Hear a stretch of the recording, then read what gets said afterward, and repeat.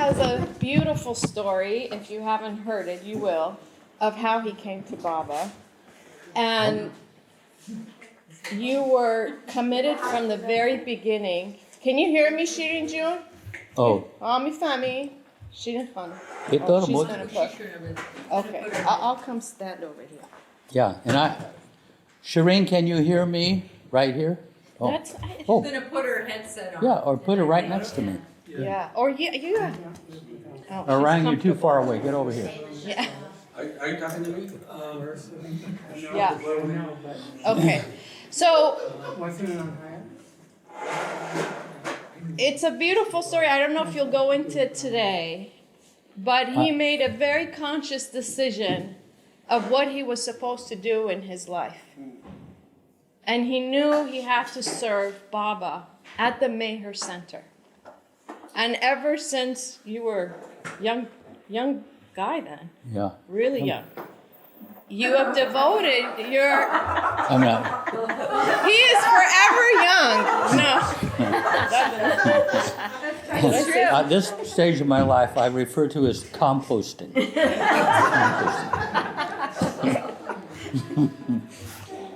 You're forever young. You know that. Yes. Okay. And what you have shared from your heart all these years at the Meher Center, you are an icon there. And what it's really about is the heart-to-heart connection. Jeff is always there for the heart-to-heart connection. And I remember Keon was a little baby. And it was like we're going to see our uncle, you know? And that's how Baba was, I feel. It's so familiar and so natural you are. And when COVID hit, he brought so many of us together on Baba Zoom. And bringing Darwin's words and practical spirituality, I call it. And having spent so much time with Darwin, he just exuded all the things that he had learned from these pillars like Darwin and Kitty and Elizabeth. So Erich, oh my God. Yeah. He is a treasure of stories. And you have such a vivid memory of what was said to you. Oh, Hilda, just relax. No. Oh, no. Anyways, so, okay, I have to have the counterpart. One last bit Glenn is going to do. Okay, you go Yeah. for it. I was just going to say, Jeff is the universal friend to children, animals, and Baba lovers. This is Meher Baba's spiritual ambassador from Baba's Universal Spiritual Center in the West. Let's give it up for Jeff Wolverton. Yes. Friend to all. Friend to all. Yes. So, what I thought, some of you can move up closer.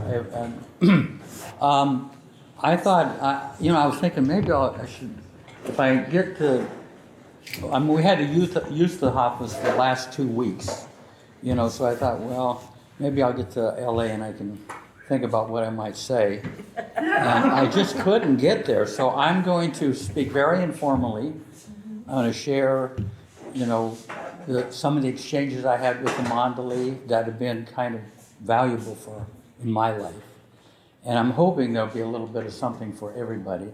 But also, don't hesitate to ask questions, because I was in Mandali Hall for thousands of hours, and I heard the answers that Erich and different ones Mani would give. And I was around Darwin, so don't hesitate to ask, so that hopefully it'll be something relevant to each one. But one thing I just happened to remember, because I was talking to David, that Erich was asked back in 1970, is Baba going to become a religion? And Erich said Baba was adamant that it not become a religion. So he said, well, how can that be kept from happening? And Erich said, if his lovers would get together in small groups and share their inner experiences, it could be averted.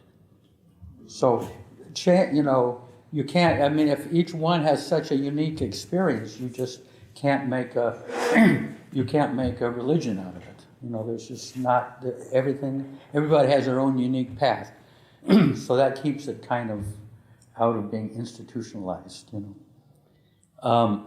So let me think. But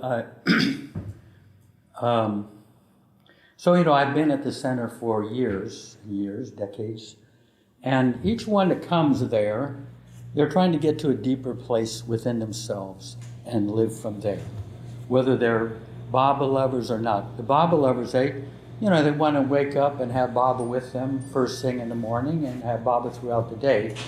And I myself, even though I felt maybe I'll share a little bit of my story of the night that I came to Baba, I was more attracted to Baba the man and what his personality was like, because this was back in the 60s. Baba was still in India, so I wanted to get all the stories about him, and I wasn't so drawn to his, I knew he was God, but that didn't appeal to me as much as Baba the man. So maybe I wasn't planning to tell my story. I'll tell it briefly though.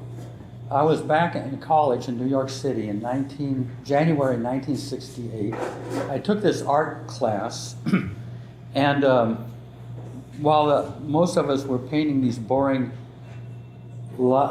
still lifes, there was a guy a couple easels over who was painting this magnanimously smiling person.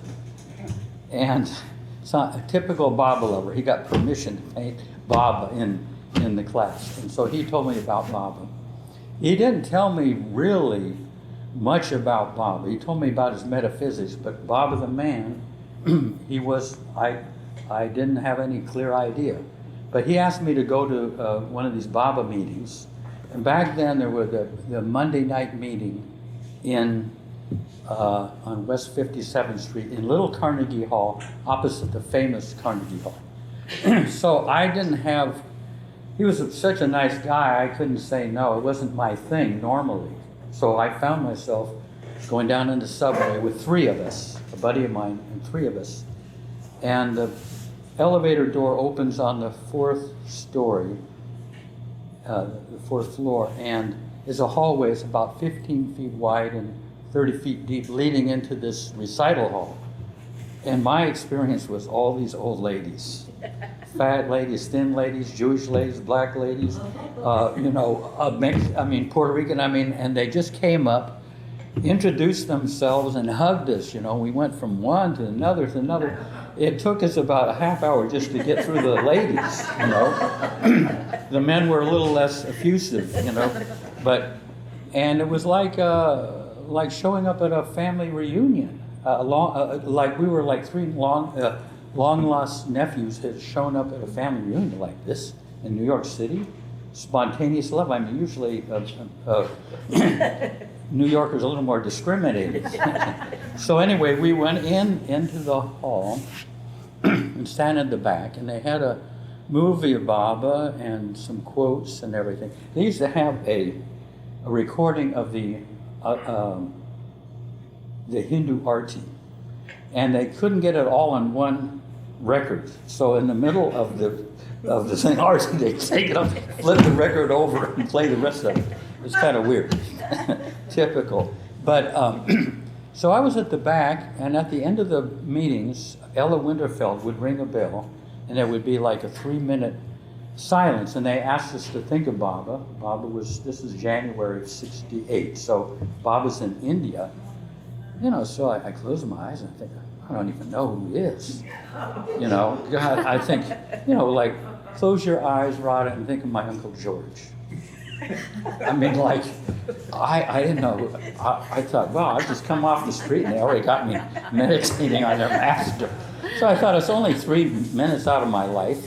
I just, it's no big deal. So I looked around and there was a nice feeling in the room. I was not for groups so much, but I'm thinking back now, years later, it was a room full of independents. It actually wasn't a group in the normal sense. There wasn't a hierarchy and an organization to it. So there's a really nice feeling. And then I looked up and there was a photograph of Baba that they would bring in on a paint easel. Suddenly, Baba's eyes came alive. And the love in his eyes, I knew that is the love that I suspected was at the core of all life. You know, and I knew that he was God.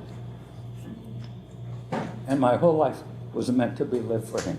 I didn't even think he should follow anybody, but there it was.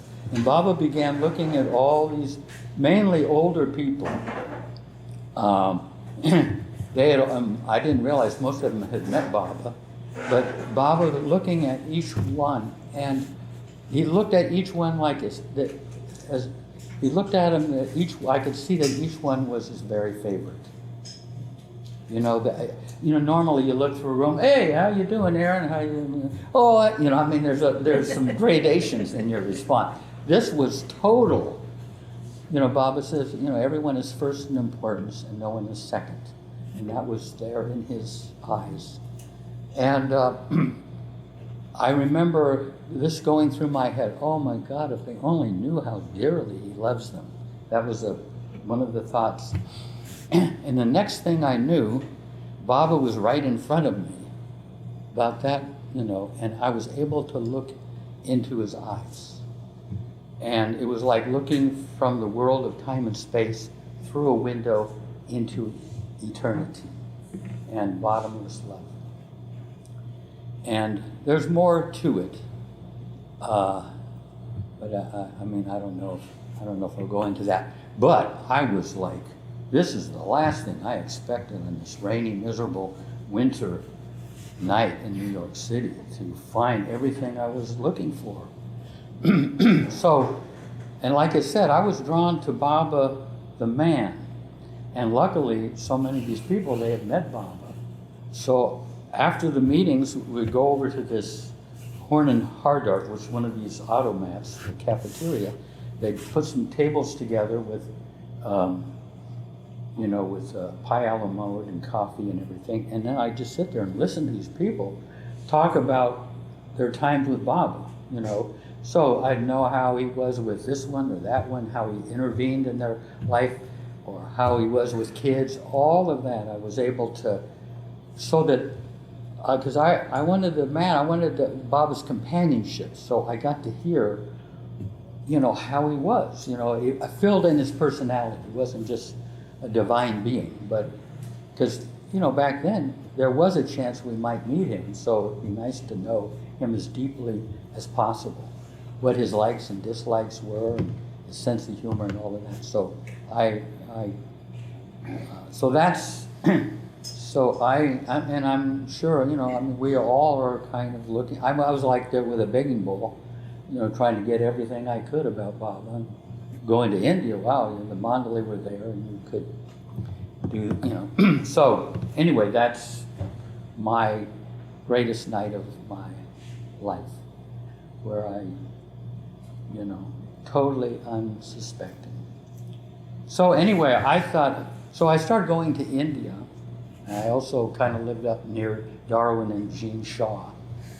And so I thought I'd share some exchanges that I had with Baba. And don't hesitate to ask questions. But I remember in Mandali Hall one time when I was young, I said to Erich, you know, what if I went out last night to a party? It was a wild affair. I got drunk and I carried on. And, you know, I knew Baba wouldn't be happy with it, but I was bound and determined to have a good time. And now this morning, I'm hungover, I have a headache, I feel miserable. Now, I don't want to burden Baba with that. That was my choice. You know, I carried on, and I'm willing to suffer the consequences, you know, of how I feel. Does Baba want me to give him my hangover? Now, Erich is on the other side of the room there, Mandali Hall. You know, kind of, he says, yeah, should I give him my hangover? He says, yes. Give him your hangover. And the embarrassment of having such a meager gift to give your beloved will inspire you next time to have something more precious to offer. And I said, but still, Erich, isn't that always give to Baba whatever you feel deep down. I said, but still, isn't that a burden to Baba? He said, brother, it's a greater burden to Baba to withhold anything from him than to throw on him the worst of yourself. And that was like emblazed, and that came from Baba through Erich into my arms. You know, it's a greater burden to Baba to withhold anything from him than to throw on him the worst of yourself. So Baba's gotten the good, bad, and ugly of me all these years.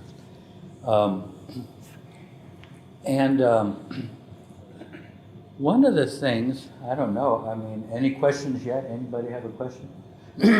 Well, I'll ask about Yeah. this. Oh, sorry, I'm Yeah. sitting over here. Yes. How do you give that to Baba? Yeah, that's a good question. I'll say, this is how Darwin taught this buddy of mine and I in his low key way. He didn't like push anything on us. But we found that Darwin and Jean, they were enjoying Baba's companionship. And they just hung out with Baba all day. Baba could, in their house. And they just had this companionship. And luckily, Darwin remembered how he got there. So we probed him and everything.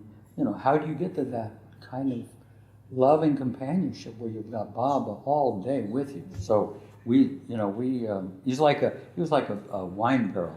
And we found it, we could just, sprinkles and, we punched holes. We bled the guy dry.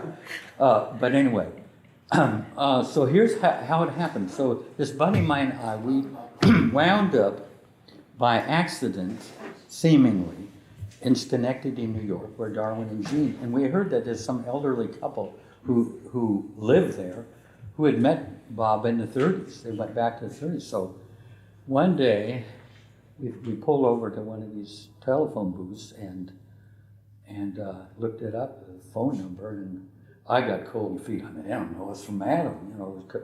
We were young and everything. This is back in maybe 1970. But my buddies just said, he went ahead and did it. And Darwin and Jean invited us right over, and we spent like 3.5 hours with them. And we found out these intimate stories of what it was like to be with Baba. It's going back to the 30s and all. I mean, they had so much experience. So when we were leaving, we decided, well, why don't we didn't have any particular destination. Why don't we just, why don't we just move here? So we did. We put our suitcases down. Darwin got us a job at the county nursing home, and there we were. And back then, this is kind of the hippie era. A lot of the older Baba lovers, they really emphasized, live in the world and carry out your responsibilities wholeheartedly. But the other thing was remember Baba constantly. Those are the two main. So with that on our banner, we headed off to this nursing home.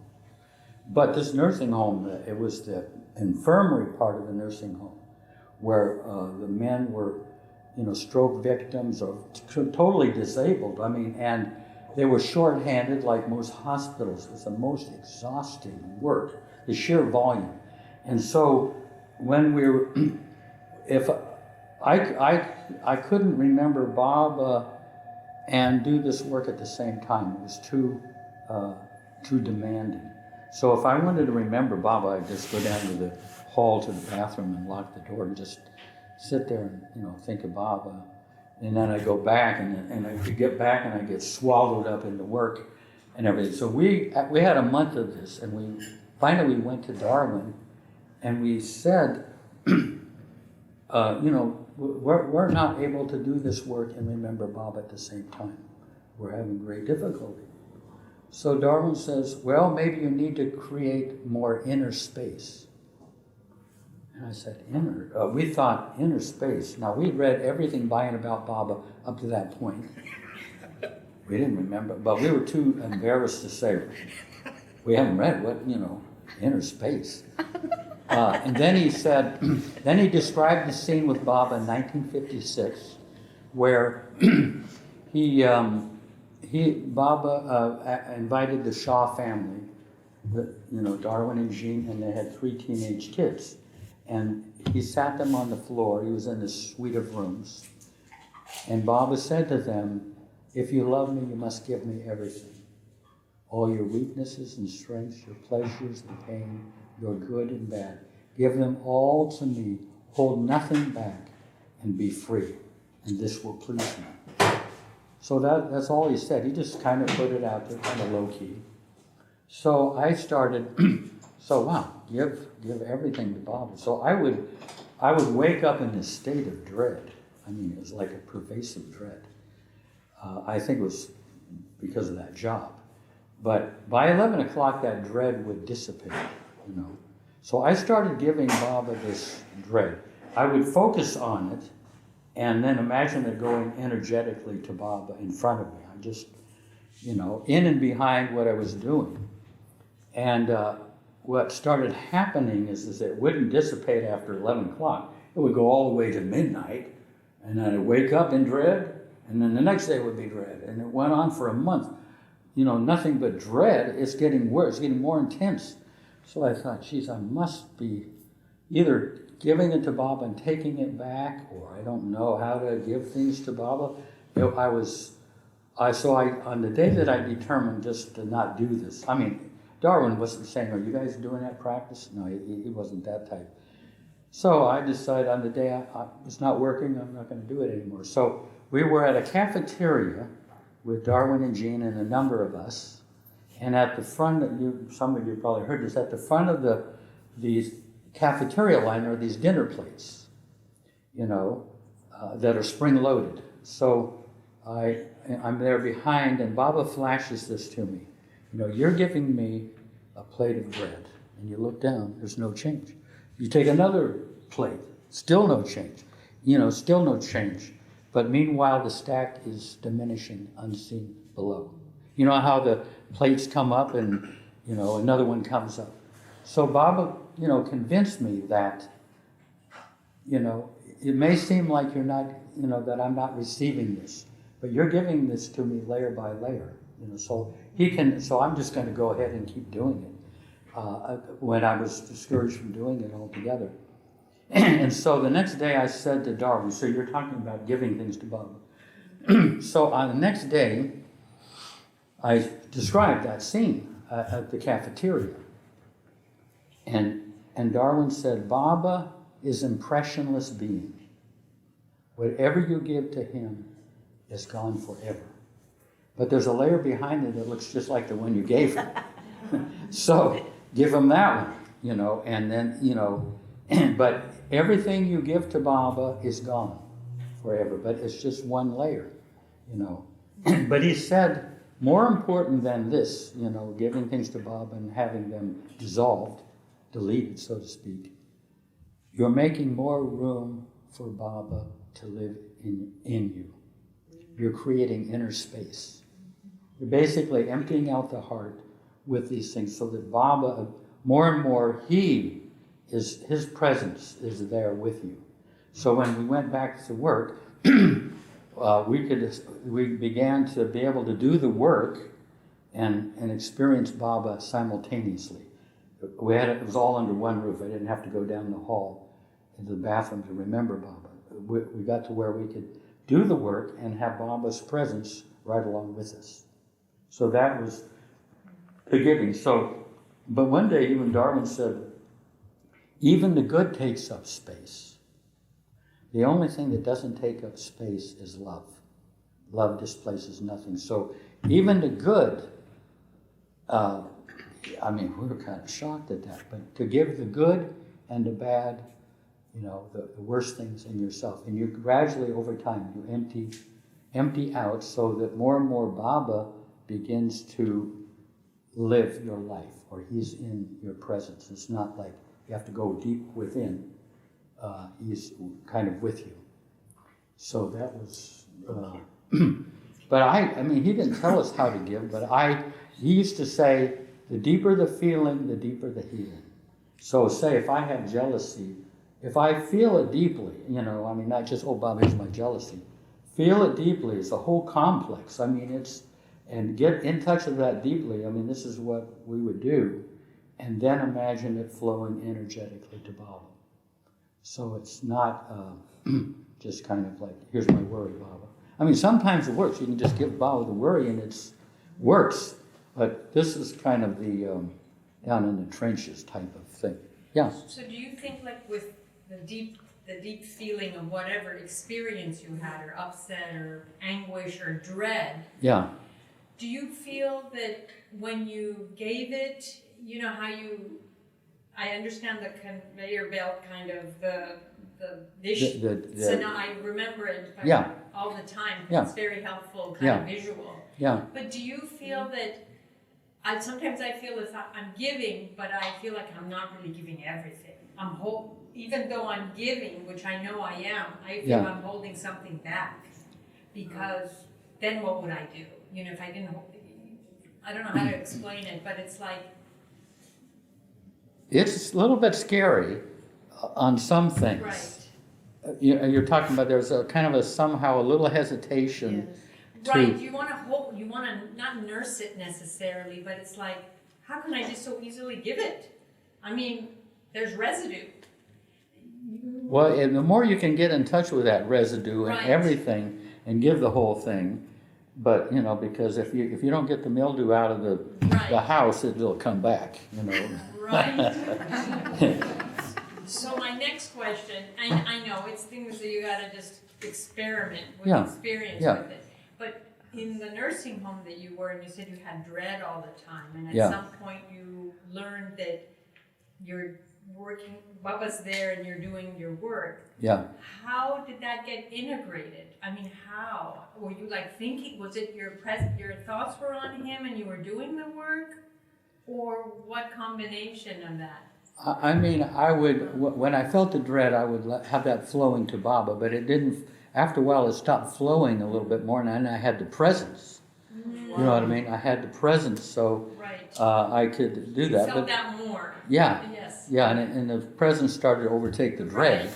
But then, I still can have dread today, But what I mean is you're creating more inner space. Correct. I mean, now, I'm just saying this is one of the major ways of Right. following Baba. So more of a conscious journey internal. That's not the only way. I mean, other people have a whole different way. Right. I want to make sure that this Darwin's and Erich, they were talking more about a conscious inner journey, but that's not the only journey. Yeah. Go ahead. Yeah. I want to hear more about how you got to the center Okay. and how you, and I don't remember the year you started, but I know you've been there forever. So I think I need a little history. Yeah. Well, I was having this nice meetings and connection with Darwin and Jean up in Schenectady, and I went down on a trip to Myrtle Beach, and I go once a month. I mean, driving 16 hours. I don't know how I did it, but it was so invaluable internally. But anyway, on this particular trip, I was in the lagoon cabin, and Ann Conlon, who had met Baba and everything, she had gotten a call from Kitty to find me. So she located me in the lagoon cabin, so I went in over to the original kitchen, and Kitty is like, oh, yes, she talked real fast, and, oh yeah, I know, we have a job here, and blah, blah, blah, and she's talking away, and would you take this job? And I did not like Myrtle Beach. It is the tackiest 55 miles of strip mall. And I was just, I saw this, when I said yes, I saw this, yes, leave the continent. And it was like that. I mean, and that was, and the next thing I knew, I was living in Myrtle Beach, And later on, she asked me to work at the center, So. What year was that? 72, I think, something like And that. how old are you at this point? Now, I'm 72. 72. Can you figure it out? Let's see. I was born in 44. So whatever, however that works out. 28. 28. 28. Wow. There was a question back there. I just asked. Oh, right here, yeah. Go ahead. No, go ahead. Okay, this is a very,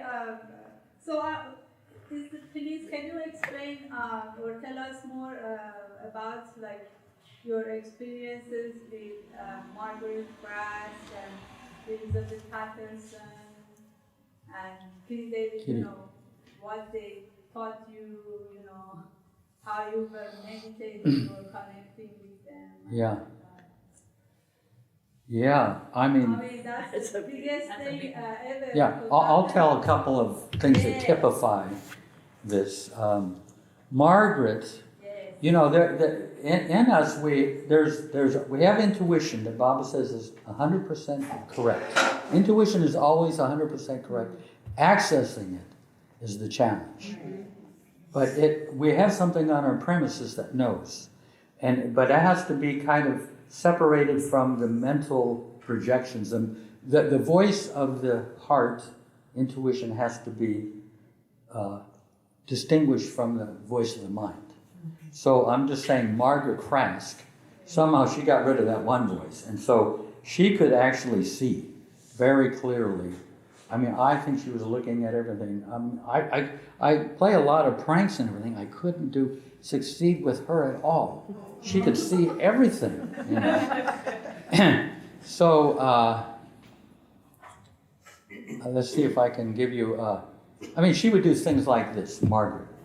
Like a new lady came to the center, and she's going over to see Kitty, and Margaret was sit on the porch off to the side, and Margaret says, "Oh, who are you?" You know, kind of pointedly, and she says, "Oh, I'm so and so. I'm new at the center." And Baba, good. You still have time to escape. I mean, and there was there were some of us that would take care of Margaret. She was 96 at the time, well, in her 90s. And in the evening, and this one guy, David Silverman, he was like, you know, a little bit of a computer guy, and always kind of wore a white shirt, and blue pants and everything. But he's there with her one evening. He relates this to me. He says, "Margaret, you know, I've wanted to." He's 45 and she's 96. Margaret, I've always wanted to have a partner in this life. I mean, someone to share my life with, a soulmate, something. It's, you know, it's never happened. And he looks over at Margaret and said, "If you were younger, Margaret, I would have asked for your hand." Oh. Margaret says, "I'm sorry, David, but I had in mind a much younger man." I mean, imagine that at 96. She is a gem. Yeah. When I met Margaret on the porch, she just looked at me and went, "Pride." And it was so true. It was like I had this buddy of mine. He was walking with her, and he said, "Margaret, I don't know what I did in my last life to have such good fortune, to know Bob and everything. It's kind of unexplainable how this happened." And she stops in the middle of the road and she looks at him and says, "Walter, what makes you think he was attracted by your good points?" But she had great truth, yeah. You brought up this question, if you will. You said love does not take space. Then what does it take? Love can come, bad can come into this hallway, and it's party time, they'll trash this place. Good can come in here and they start to rearrange the furniture and they put some lamps around, put, you know, curtains on the thing. But love can come in here and just accept it as it is. Love, it doesn't have that, it's not driven to change things, it's driven to accept things. Wow. You know. So, I mean, I always felt with Erich, you know, I felt Erich could come into me completely, knew me completely, but he wasn't in there trying to change things, you know. Good kind of tries to change, but he could come in, even, you know, and if I asked him a question about something in there, he would have permission to say something, you know. But what I mean is love displaces nothing. You know, in fact, it doesn't even create samskaras. It dissolves samskaras. And it comes from other dimension. Like, one of the things that Erich really impressed upon me, my early trips to India had to do with distinguishing between good and love. This is like critical to the harmony of our inner life. And they look almost the same. You know, you have to be a jeweler to tell the difference between a crystal and a diamond. So my early trips were having to try to distinguish between good and love. And there's a line from Victor Hugo, the French novelist, where he says, virtue as in the case of vice, or good as in the case of, bad as a case of good, is a calculated action. But love is not calculated. It wells up in the heart and expresses itself spontaneously. So it comes from beyond into us. It's not part of our sanskars. Our conditioning and our sanskars are all. It's good to have good sanskars, but it's better to love. We go from bad to good to love. You know, but love comes through us, whereas you might say good and bad come from us. You know. Oh, that reminds me. One time, I after a Baba meeting, and I was quite young there, and with Darwin and Jean. Afterwards, you know, there'd be a meeting, and then Jean would serve apple juice and cookies.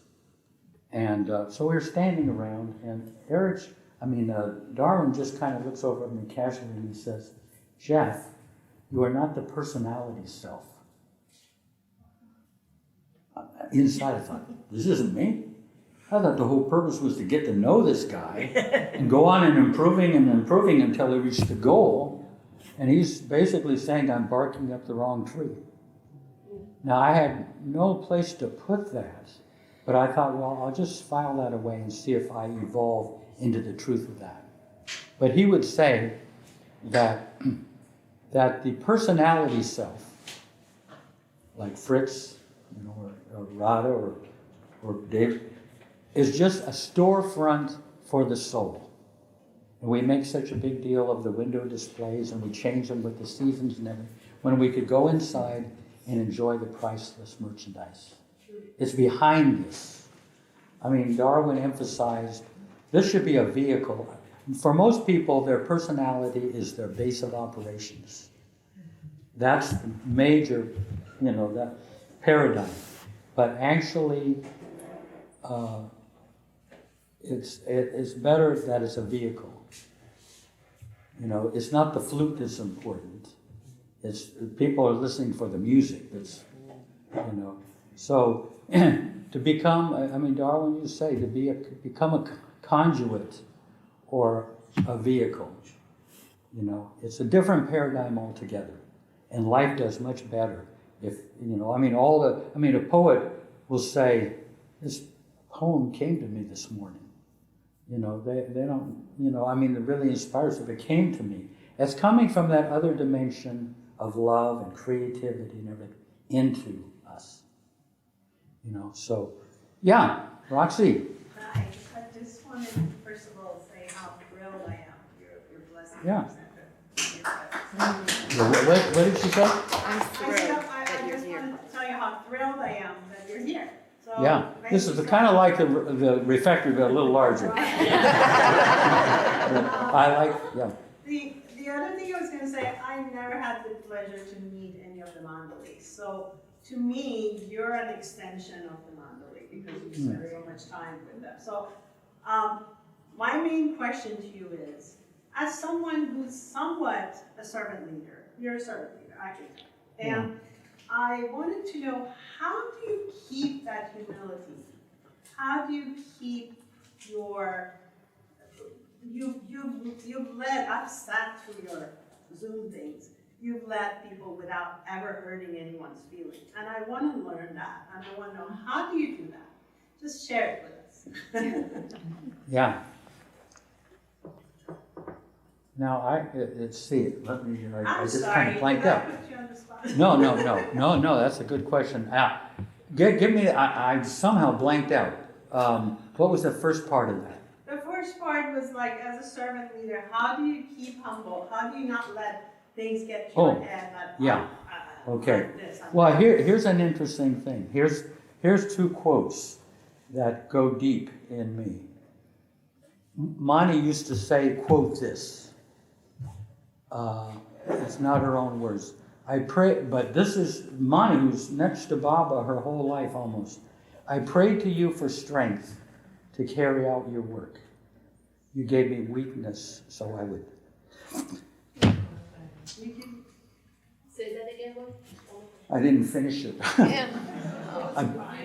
I pray to you for strength to carry out your work. You gave me weakness, so I would depend on you. So that I was dependent. Yeah. So it's that to know that dependence, to keep that dependency alive, that you're not the source of love. We're always begging love. We are like the moon. The moon is not the source of love. It's just reflected. So ideally, if you can be on your knees and always ask. Thank you. There's a line from Rumi. Keep looking at the keep looking at the bandaged place. That's where the light enters you. And never think for a moment that you're healing yourself. Wow. The light comes in through the wound. Yeah. And the thing about the Mandali that I really saw is Baba knocked out the self-importance. Yes. I mean, I'll just give you an idea with Kitty. At one point, way back in the 70s, I determined I'm going to go in and find out how Kitty's doing. Because inside of 45 seconds, we're talking about me and my problems. And so I made a determination. Kitty, how you doing? How it is? And that, I have a story about Baba, and the story would be about what I was going through. But, before you know it, we're all talking about me. So I went another time trying to find out how you're doing, Kitty, and this and that, and somehow again we're over here. And so I tried 3 times, and what it was is that the flow and current of her interest in me was so much more powerful than my interest in her, and I was kind of going against the current, and then I'd be like on the side of the river, and she's just, how did that happen? Meaning she was looking away from herself. You ask her how you're doing, she says, fine. I mean, here's an interesting thing that a buddy of mine asked Kitty, do you always feel Baba? Oh, no, I haven't felt Baba in years. Baba, Arnavas complained to Baba one time that Arnavas, one of the women Mandali, complained that she wasn't feeling Baba. Baba said, I didn't say to feel me. I asked you to love me. It's,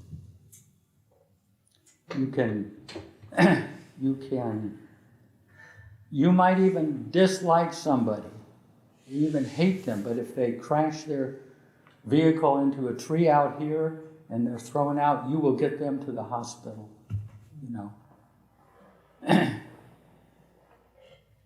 probably, right, maybe we can get a poem from Reza at the end.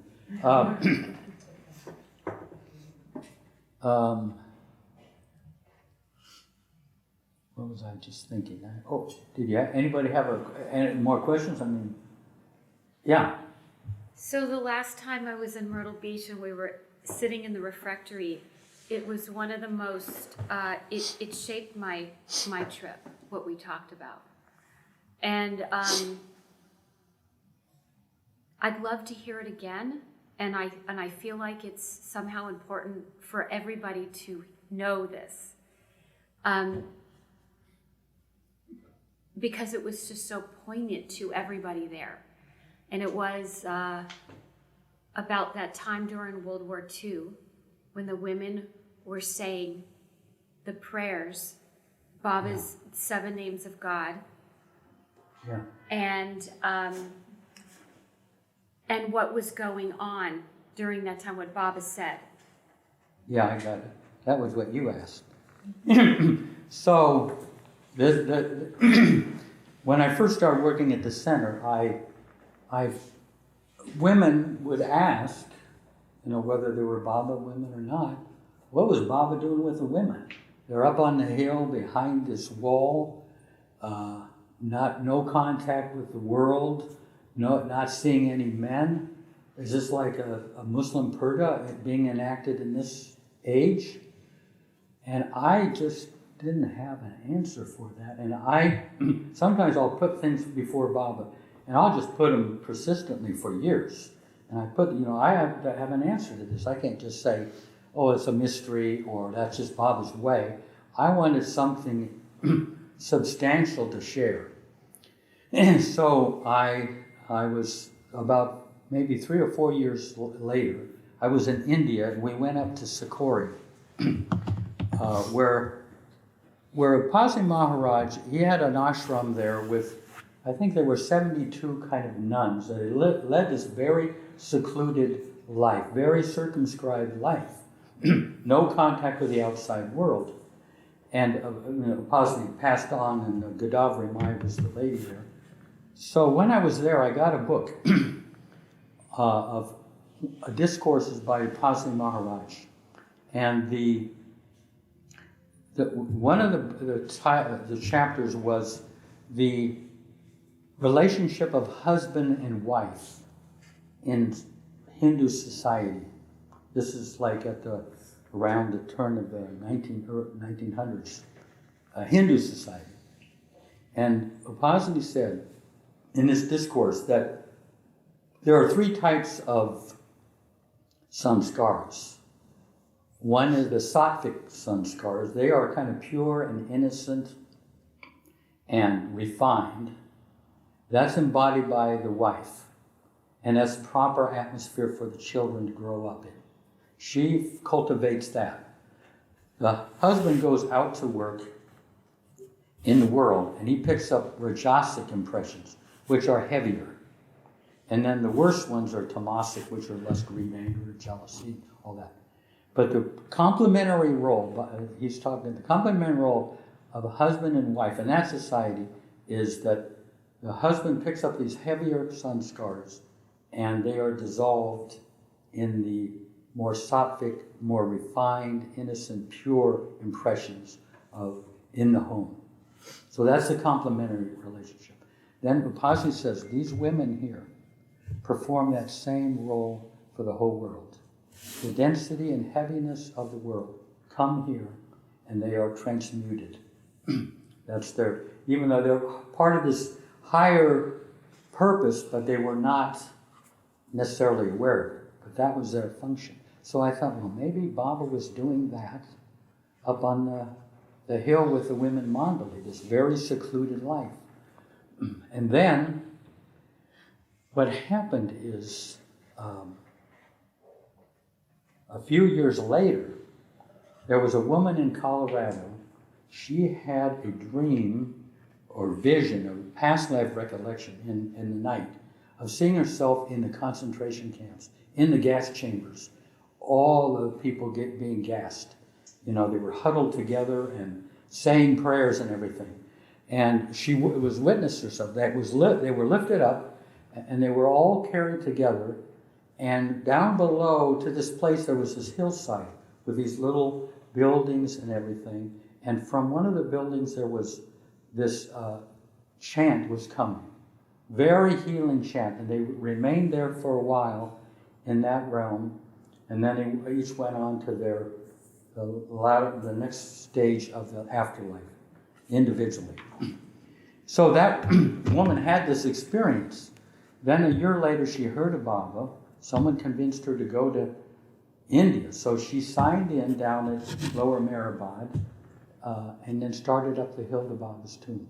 And as she went up the hill, this is where they were all purple. And as she went up the hill, as she came toward the tomb, the women Mandali used to come every 2 weeks to pay their respects from Meherzad.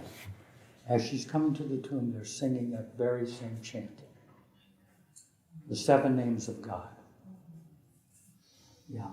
So I thought, wow, that seems like a pretty, clear explanation. Then someone came to the refectory a few years later and said that Meher had said that all the people from the Holocaust came through the upper room. And she had thought it was the upper room at Meherzad where Baba stayed. But Baba didn't start staying there until 1944. It was the upper room at Meherabad where Baba had the women and men Mandali, women and Eastern and Western Mandali were doing this. And they were singing the 7 names of God in the morning for 45 minutes, in the afternoon in the evening for a half hour. All through the war years. So, anyway. And I remember I was kind of embarrassed because I wrote this. I shared this in Washington, D.C. And they asked me to write it up, and then they put it in their newsletter. And I'm thinking, oh my God, that might go to India, and the women Mandali are there. I put all these caveats, that might be the case. This might be, So I got there, and it was like, Meheru, and they're there, and a little bit kind of presumptuous. But then one of my friends was walking with Meherwan Jesawala, and he said, "Did you read that article by Jeff in the Washington D.C. Newsletter?" She said, "No, I was there when he gave that." He said, "Baba's now letting out the secrets." So I felt all right. But, sometimes if you pursue Baba long enough, you will get a genuine answer. I mean, he will do it. I was persistent. Because, it's just not... Hey, wait. While I'm thinking of it, here's a quote. If I can find it. Something that Baba said about the role of women. But I have to say, I've seen the source of this, but it's not exactly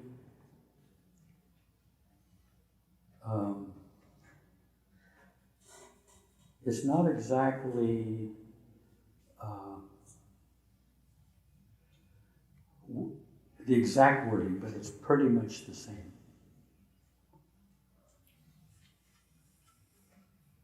Think of some more questions while I'm doing this. Oh, Baba.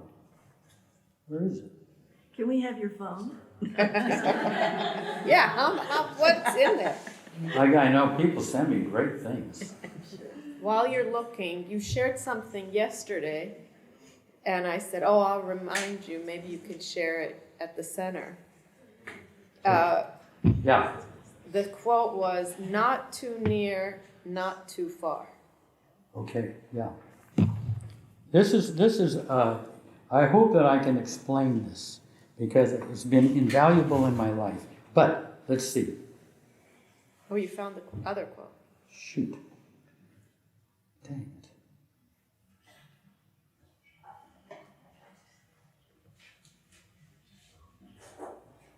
Something is messed up here. Are you trying to expand it? Yeah, I can kind of expand it. So here's thing. I mean, I hope this is relevant to you guys. You want to expand it? That'll expand it. Dang. Okay, then. No. What I'm trying to do is find that quote. This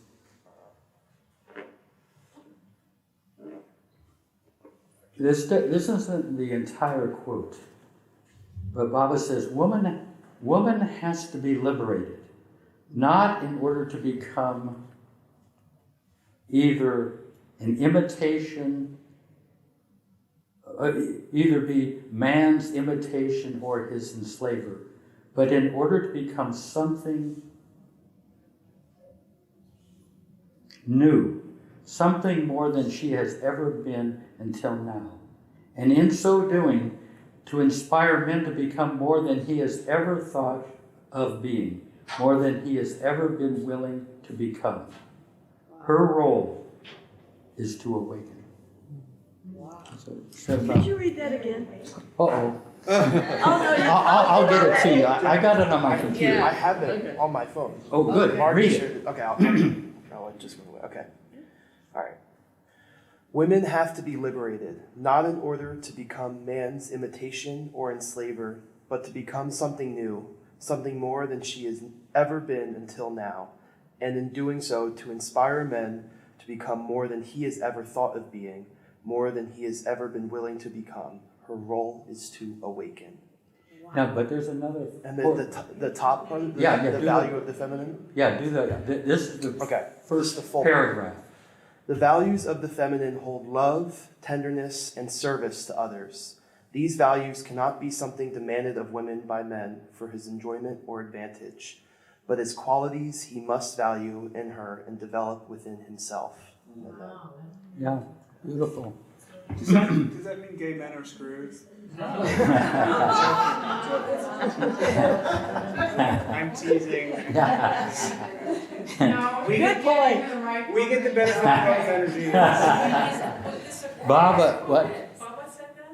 Yeah, that's Baba. Where can we find it? I know, that's the man right there. Grab him, but don't let him leave. So here's one that this. Oh yeah, yeah. Yeah. And just make it. Yeah.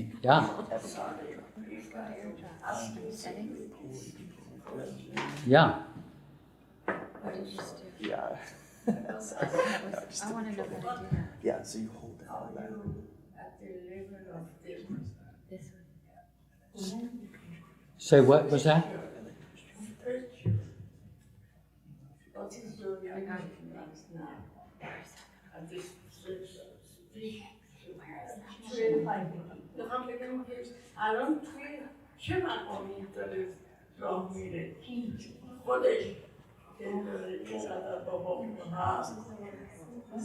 She's asking in what level of spirituality or path you are Oh. No, the thing Darwin Shaw used to say, sooner or later you discover you're nobody, and that is not an unhappy discovery. In other words, you want to empty out the warehouse so Baba can live in you and you become the witness.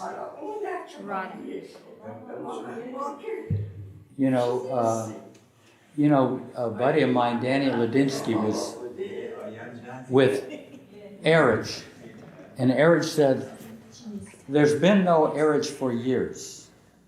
Through Baba's grace, I have become the perfect witness." So you get outside and you see that what you thought was you had been Baba all along, playing the role of Erich. But he is no longer Erich. He is witnessing Erich as Baba rather than Erich as himself. Now that's PhD level Baba. Don't think you got to get there next weekend. Yeah. Could you talk a little bit more about like your connection or just like the role of Mani and Mera? I know that's a big double ask, but I'd love to hear more about both of them. I went back in the 70s. I remember Adi saying, Adi was an expert on God Speaks. And in there are these roles around the Mandali. Someone plays the role of Peter, someone plays the role of John. Erich was the role of Peter in this time. Bao was the role of John in this Advent. But he said, Baba surprised him one day and said, Mera is always the same one. So Mera is eternally here, just like Baba. She is divine. And I did feel that, even though she never liked you to to relate to her that way. She wanted you to be normal. In fact, just to tell you how unself-important Monty was, Heather Nadell was at the center kind of more recently, and she was walking with Mara one day, and Mara said, Heather, do you think I'll be born into a Baba family in my next life? And Heather said, Mara, I don't think you have to worry about that. And Mara said, yeah, Goer said the same thing to me this morning. I mean, this is the beloved of the beloved. Baba said, Mara and I are one. She is my very breath without which I cannot live. You know, but I think, her status during her lifetime was kept kind of under wraps because they would have had to have bodyguards around her. You know, especially Hindus, they would have, well, you know, this is a divine being. She is like, you know, Mary, she was married to Jesus. We never know which one. Radha to Sita, you know, Ram, Sita, Rama. Krishna, and Radha and Krishna. Shoot, I'm goofing up. Anyway, you know, the counterpart. And she is here. Oh, man, let's see. Where's my computer? Right there.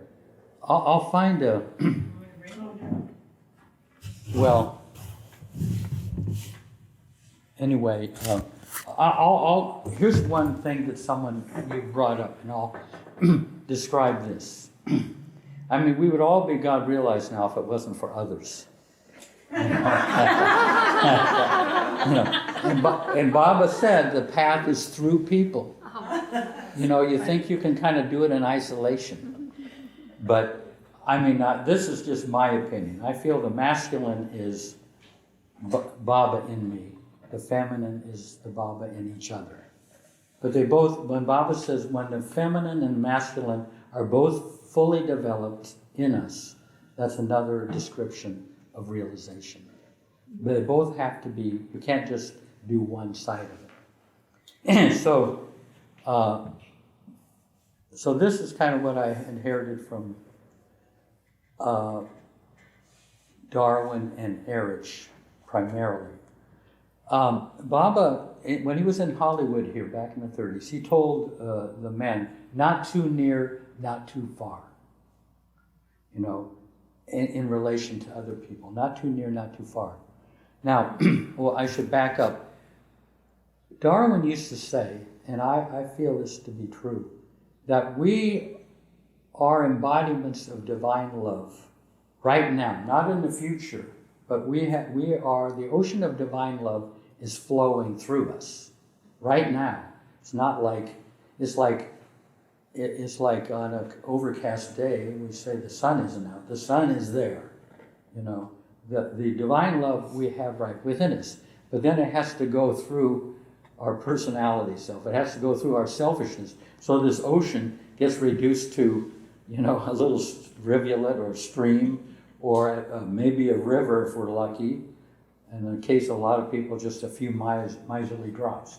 So it has to go, this love that we are, you know, it's not that love grows, it's just the clouds kind of start to lift, and the love that we are comes through. And so there's a quote of Baba's from the 70s that I kept in my wallet until it eventually shredded, where Baba said, and it's helped me in relation to people, where Baba said, all differences between one another are merely superficial and cannot affect the love we feel for each other deep down. Meaning we already love each other. It's not that love grows. The obstacles, the things that make it seem otherwise, get gradually removed. And then you find, hey, Fritz, what are you doing here? You know, I mean, we've loved each other all along. So that's, I mean, that, so here's, say that again. what? All differences. Hold on. Oh, yeah. Go.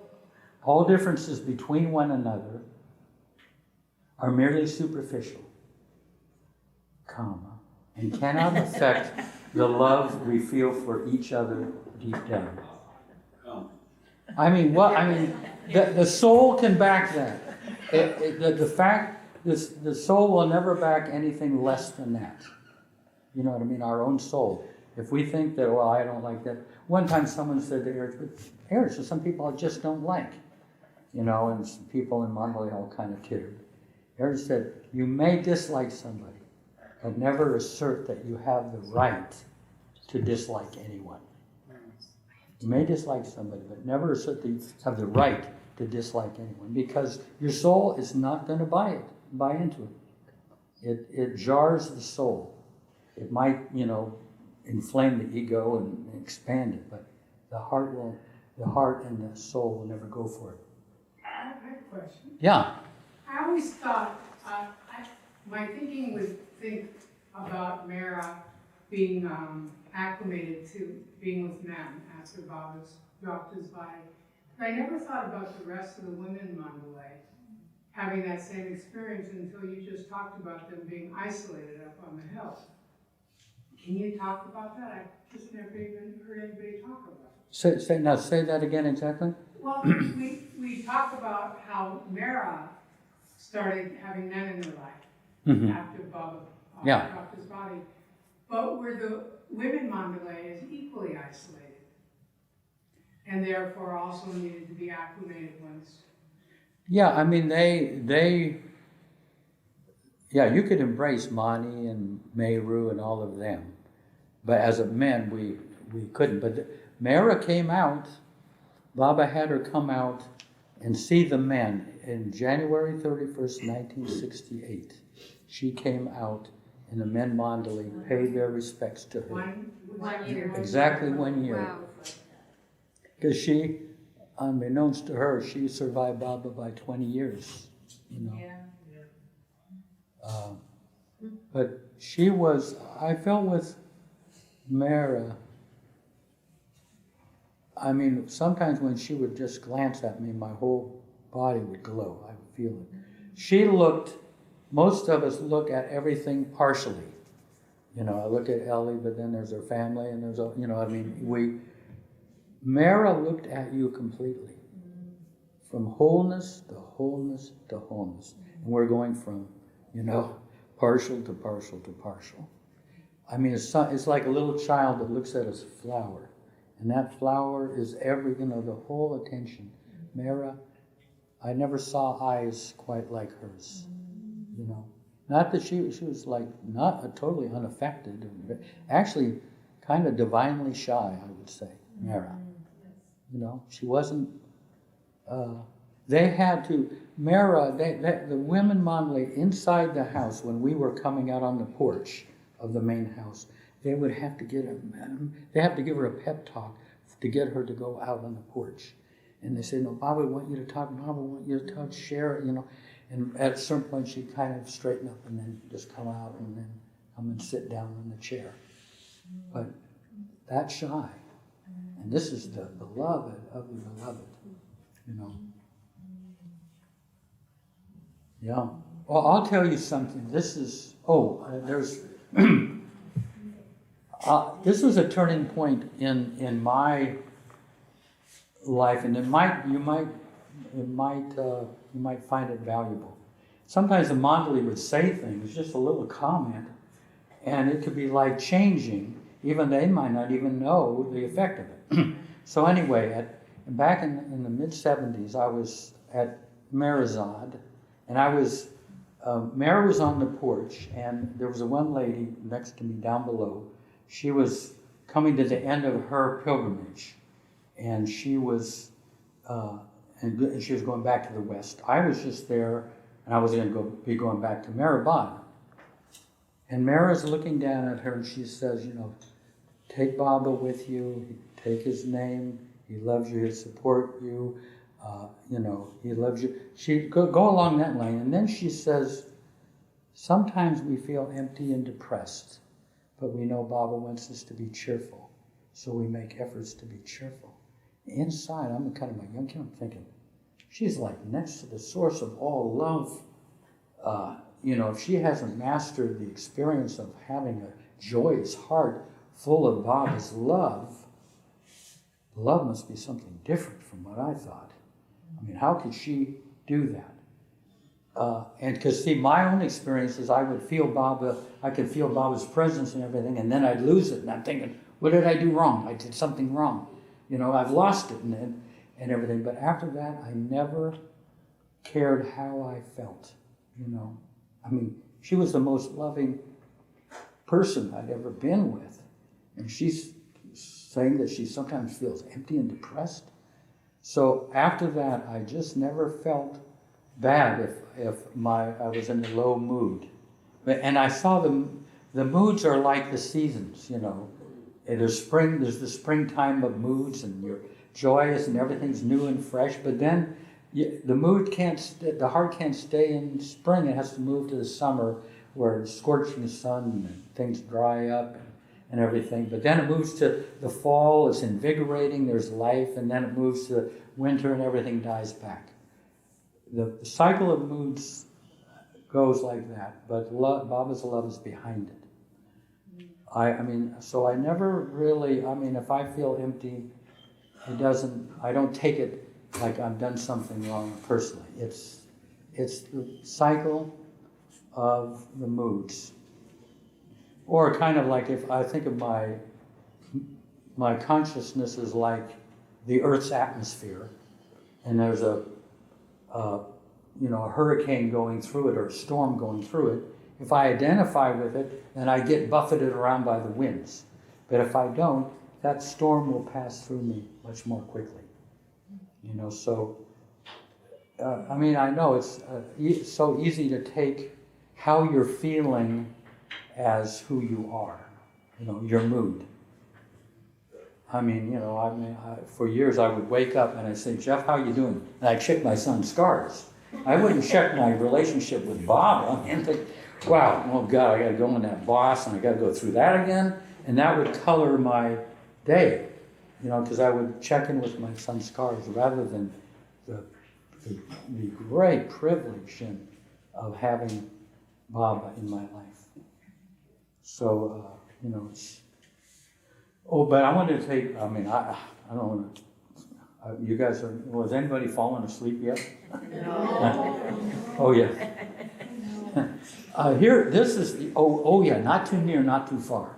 God, I got way off of that. So here's what. We are emanating love right now toward everyone and everything. But it's happened beyond time and space that's happening. But now we have this heart that is in time and space, and it can be hurt. And when the heart is hurt, the flow of that love stops. It shuts down. So if you get too near to somebody, and they have a prickly personality and everything, and they snap at you, it can hurt the heart, and then the love stops, you know. Or if they're, you know, if you get too close to them and they feel their privacy is being invaded, they might lash out at you.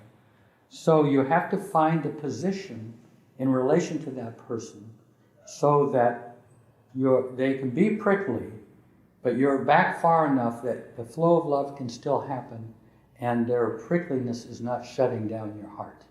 You follow? Yeah. So that's... And the same thing, a lot of, people they have their heart too far back. Mm-hmm. And so they miss out on the joy of the give and take of love with others, you know. So there's a positioning. But I mean, like I said, I could be talking with somebody and there's a nice give and take and flow. And then we get on politics and then, whoa, you know, and I have to kind of reposition myself because we may, because the whole thing might get shut down because of our differences in political views. You know what I mean? So the heart, we have to be kind of careful where we place our heart. You know, and the nice thing about it is that then you don't blame somebody for hurting you. If I get hurt by somebody, I take it like I didn't position my heart. I position myself too close to them. Or if I'm too far back and they say, yeah, you're so remote and impersonal. You know what I mean? I'm getting, so you have to be careful where you place your heart. So, I mean, our duty is to keep that flow happening. But what happens with a lot of people, and I see it, they don't like that person. They have a negative reaction, and their consciousness shrinks down to the size of their reaction. So they drop into the lower frequency. But it's possible to love somebody and dislike them at the same time. We can walk and chew gum at the same time. Really. And I'll give you a nice exchange with Agnes Barron. Agnes Barron was a prickly, abrasive person. I found her that way. It didn't bother me, but so she was kind of, she was driving Bob. Bob was there at Marymount in 1956, so she was driving Baba down to LA here, and she says to Baba, Baba, some people just don't like me. And Baba says, but I like you. But then when she got here, she had a conflict with Ivy Deuce. And, they were like oil and water. So she says to Baba, this is the way she was, Baba, you say we should love everybody. I don't love everybody. What are you going to do about it? And Baba said, Agnes, you love everybody, you just don't like everybody. So these things are deep, these are our little helps from Baba. That's great. So that we can maintain that inner harmony and not keep losing it kind of by trying to do stuff that, that creates an unnecessary conflict. Oh, yeah. I just wanted to say, I met Agnes, and if you worked with children, you were golden. Yeah. And I work with kids, and so immediately I accepted, but she was prickly with everyone. Yeah. But if you work with kids, yeah. you're okay. And see, and she had a heart of gold. Oh, yeah. I mean, I don't know if Baba would say that to everybody, that you love everybody, but you don't like everybody. I mean, but she had a heart of gold. She would move heaven and earth for you and everything. Even if she didn't like you, she would. If there was a need, she would respond. So she had the universal love, but she, her sunskars, our sunskars like some people. They are compliment someone, and they, if Radha grew up with classical music, and I'm into rock and roll or something, there's it's hard to blend those two things. So our sanskars come up, but it's really on the all differences between one another are merely superficial and cannot affect the love we feel for each other down. So that's the thing, is that we take it so seriously. My shirt might clash with, with Payam's shirt. And, we blend quite well. Yeah. So what I mean is, colors. yeah, but you know what I mean. But we make that real, and the love that we have gets second place. So we are meant, like Darwin would say, we are meant to love. We're meant to flow. And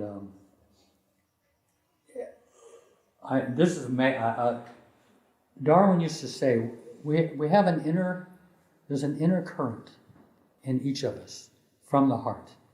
But that inner current for most people is going this way, toward I, me, and mine. It has to be reversed, and we flow out to the world around us. But it's at a heart level.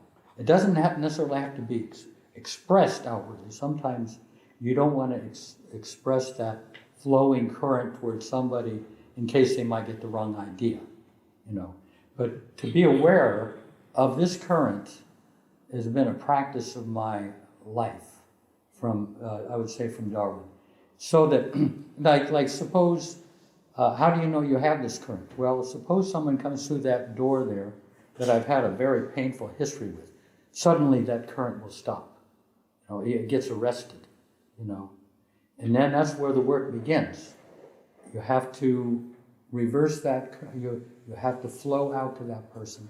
If I don't flow out to that person, I diminish myself by that much. Does that make sense? We're meant to flow all the way to the far corners of the universe, but we get stopped by this thing or that thing, you know. So Yeah. how do you prevent it from stopping? I mean, Well, what can you do? Yeah, I mean, of course, Baba's name. I mean, Baba's name has been invaluable. So, see what happens sometimes in the course of the day. My current starts to stall out, you know, and so sometimes I have to do get Baba's name going, or hang out with a kid, and the kid kind of gets me flowing, or reading poetry, but to be my responsibility is, I take it, to watch that current, and when it starts to stall out, I have to, you know, it's like if you leave your refrigerator door open for a few minutes, the motor starts up. So you have to kind of get that motor going. But like, I'll give you an example. When I wake up in the morning, I can be very groggy. I mean, and so I'm basically in a stalled situation. I mean, the cloud, I mean, the fog is heavy. And so I have to go on with Baba's name, you know, on, and then I say the prayers. And I'm centering myself as I do my morning routine, so that by 8:30, the fog is lifted. Baba's presence is what fuels my day, and not the fog that I woke up in. And that Darwin used to say, waking up in the morning is like finding yourself in a railway platform. Don't take the first train going out. You might wind up in Newark, New Jersey. You want to, you know, you stay centered in Baba on the platform long enough that you can choose the train of intention and everything that you want to color your day. You know, so, I mean, so like I say, when I stall out, when I'm flowing, I don't say, where's Baba? Baba is the flow. You know, what should I do? Well, the flow kind of tells me what to do. And the day, instead of being just kind of ordinary, there's some carbonation that comes in. There's a little bit of timelessness and spaciousness when my heart is flowing. When it's stalled, I have a hard time. Where's Baba? He's over there. You know, he's not. And what should I do? Well, my mind will come down and say, well, try these things. None of these options are worth doing, you know. And then the day becomes just ordinary. You know, there's no liveliness, or, you know, so there's a reason to, you know, to do that work. And once I get flowing, then, you know, the day has some sparkle. I don't have to kind of mentally figure out what to do next.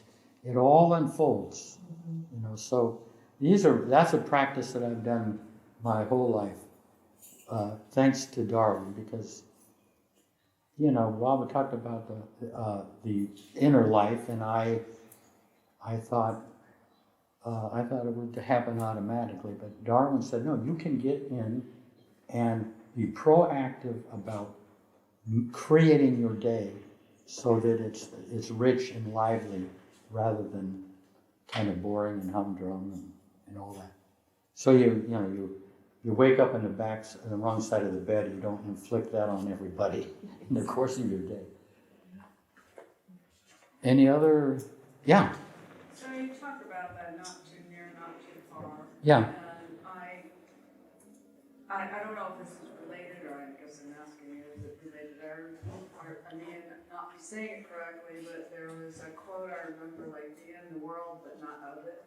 Yeah.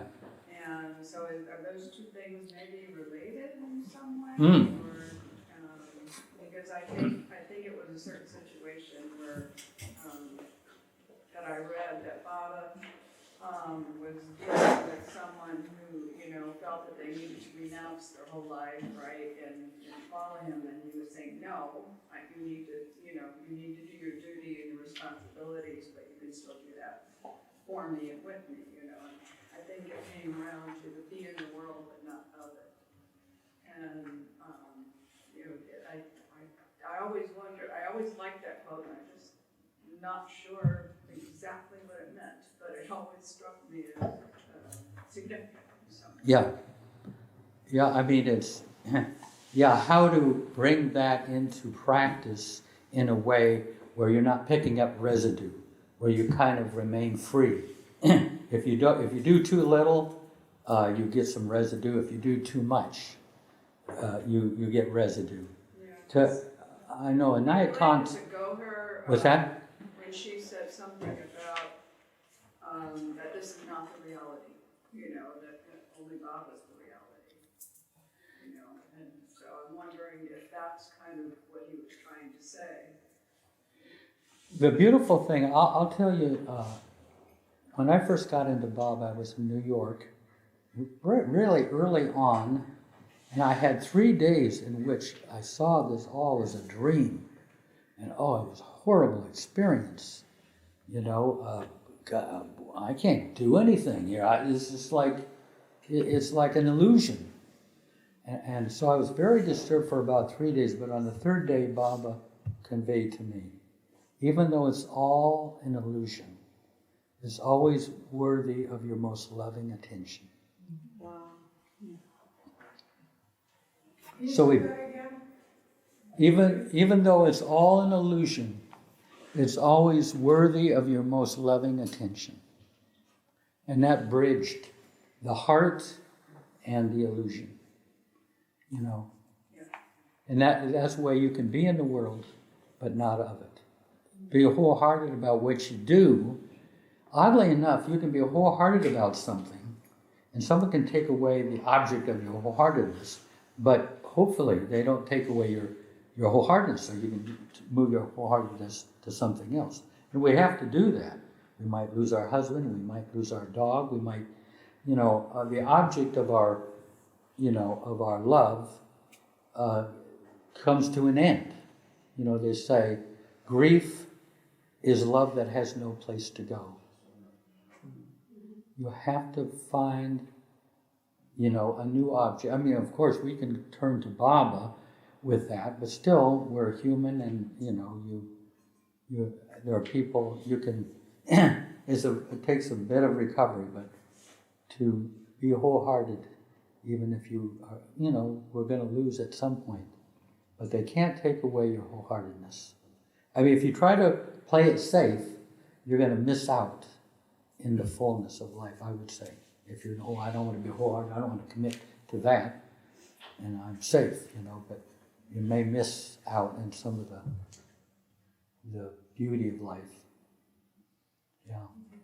I'm looking at the time. Oh, yeah. And, let's get out wait, of here. Wait. We have a little light lunch, and lots of people brought sides. We can hang out and hear you, and I'm sure you'll continue. Oh, yes. Oh, yeah. Oh. But Jeff, drink some water. Oh, yeah. And hey, thank you. Mother's project. Yeah. And then before we leave, she has to say the final word. Oh. Of course. And you are multifaceted. In one person, there's so many sides of you. And my gosh, your music and your voice. I don't know. So we can't I don't know. without that. We'll see. I just went from the shower to the living room. What? As far as singing.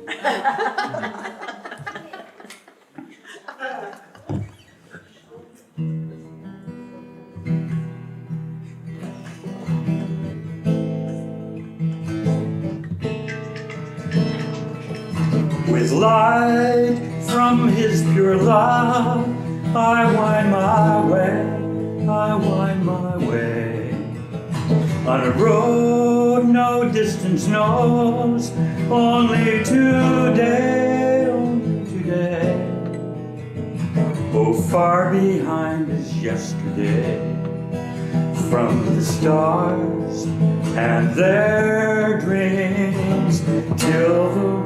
brought to my lips the pure song of the name of Meher.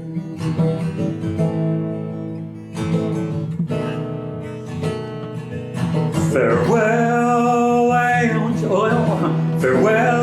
oh ancient world, I feel so young, I feel so young. No more your iron chains, on his swift lands my heart is hung. Oh, far behind is yesterday, from the stars and their dreams, till the wind brought to my lips the pure song of the name of Meher.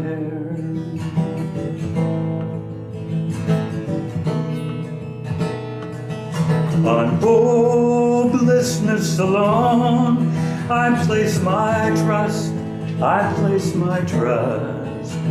My destination lies within the dust, within the dust. Oh, far behind is yesterday, from the stars and their dreams, till the wind brought to my lips the pure song of the name of Meher.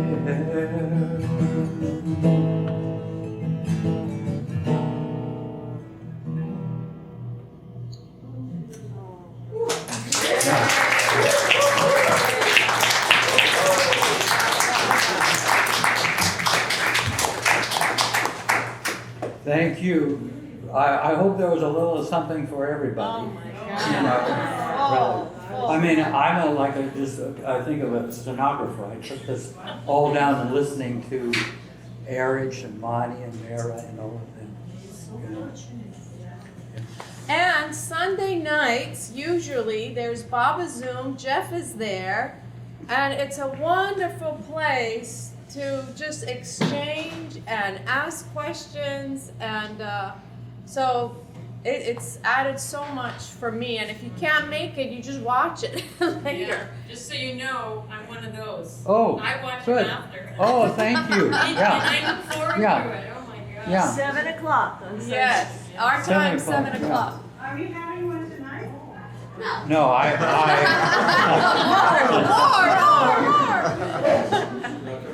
Yes. MeherBaba Ki Jai. Oh, wait. MeherBaba Ki Jai. Avatar MeherBaba Ki Jai. And before you go, she has to say it, because at the end of our late night chats, I get her to say this, because this is what Mara's voice. I mean, the quality of this voice reminds me so much of Mara. Yes. Avatar MeherBaba Ki Jai. Avatar MeherBaba Ki Jai. Avatar MeherBaba Ki Jai. Jai. Jai Baba. Now I can eat. Oh.